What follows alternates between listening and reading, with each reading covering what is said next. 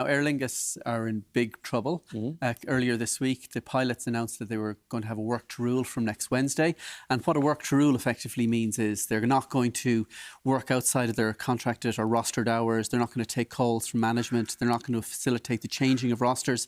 And that's going to make it really difficult for Aer Lingus to manage their operation, because they're heading into the peak season. They're going to have 40,000 or so people flying every day with Aer Lingus. Wow, that's a lot. They're going to require a lot of flexibility from their pilots and indeed their cabin crew, and they're not going to get that from their pilots. Now, Aer Lingus said this evening that inevitably that's going to mean there's going to be cancellations.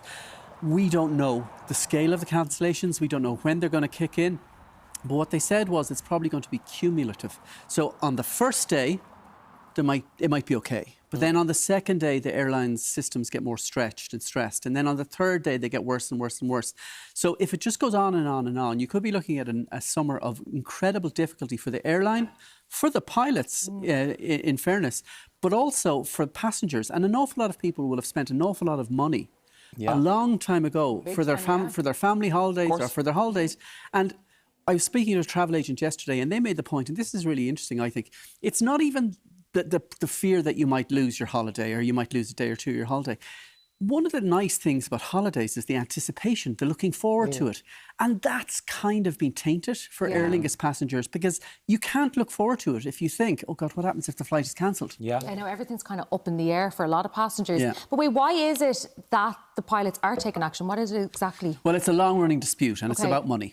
Okay. The pilots effectively want a 24% increase Is in their wages. Is that unreasonable? Well, they say it's very reasonable, and they say it chimes with the inflation over several years, right? Okay. The Aer Lingus is offering 9%. And what really bugs me about this is we've been here before, not necessarily with this scenario, but even not necessarily with this union and this company, but there's always a resolution.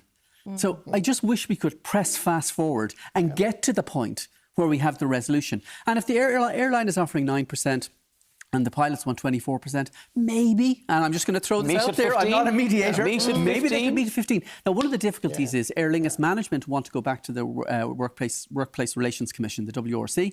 Aer Lingus pilots don't want to go to the WRC because they say there's no point. So Aer Lingus are saying, well, we want mediation, official state-run mediation. Pilots are going, we want to have talks. But then it emerged today that two of the key pilots who are due to take part in the talks can't take part in the talks today or tomorrow because they're flying planes.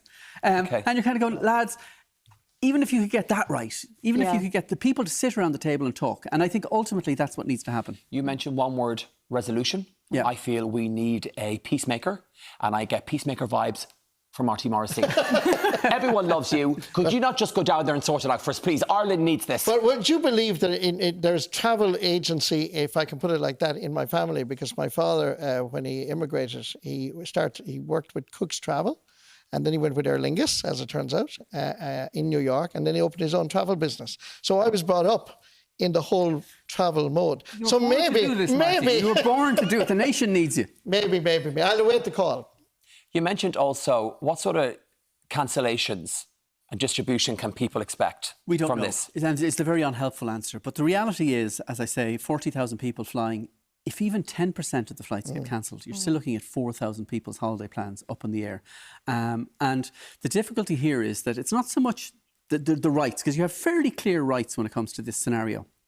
But if you have a 2-week holiday booked to somewhere like Corsica or the south of Spain or the south of Italy or wherever it might be, and you can't get out on day 1 and you can only get out on day 3, you've missed 2 days or 3 days of your holiday and you're not getting that money back from your hotel. So that money is effectively gone. So just say, for instance, right, my flight gets cancelled. Do I get put on the next flight or do I have to go and book it myself?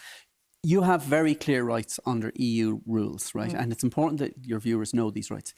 You have a right to a refund if they cancel a flight, or you have a right to a rebooking on the next available flight that they can put you on. Okay. So if you stay within the system, they have to get you on a flight as soon as it's practical. Now, the reality is there'll be a lot of people who might be discommoded, a lot of people looking for flights, and it'll depend on how well served a particular airline is. So, for instance, Malaga is very well served by Aer Lingus. They fly over and back and over and back. Same with Faro. But there are some places that aren't so well served, and that's going to be a real challenge. Now, the good news, I suppose, for people is that Aer Lingus is part of a wider airline group called IAG. They also own British Airways and they own Iberia. So Aer Lingus will be able to borrow in planes and crews from those airlines to try and get around this situation, because it is an absolute mess. And the other thing to remember is that you have a right, if your airline, Aer Lingus in this case, cancels your flight, you have a right to compensation.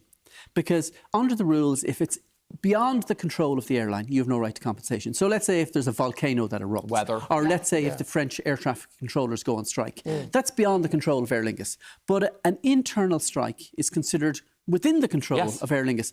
And as a result, passengers have rights to compensation, and they're based on three things: short haul, medium haul and long haul. If your short haul flight is cancelled, you're entitled to €250 per passenger. Okay. If it's medium haul, 400, and if it's long haul, 600. And just to give you an idea, short haul would be Dublin, London.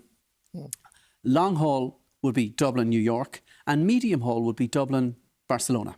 So anything to kind of the south of Spain, Italy, Portugal is considered medium haul. And I think that's what's kind of frightening Aer Lingus management in many ways. Because if you think there's 200 people, 180 people on a 73 on a typical Aer Lingus plane, if all of them have to get €400, it's a lot of money. Yeah. Every cancelled flight is going to cost them €80,000. Good math.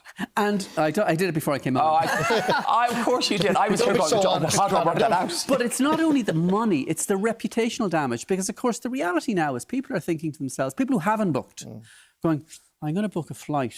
Will I book with Ryanair or will I book with Aer Lingus? And people are going, well, there's no strike in Ryanair. So, and we've already heard reports. Michael O'Leary would be delighted. Yes. Yeah, but in fairness, Michael O'Leary was fairly bullish, which is a real surprise, saying that the demands from the pilots were outlandish. And that is a view, that's a perspective, but it really depends on how you think of these things.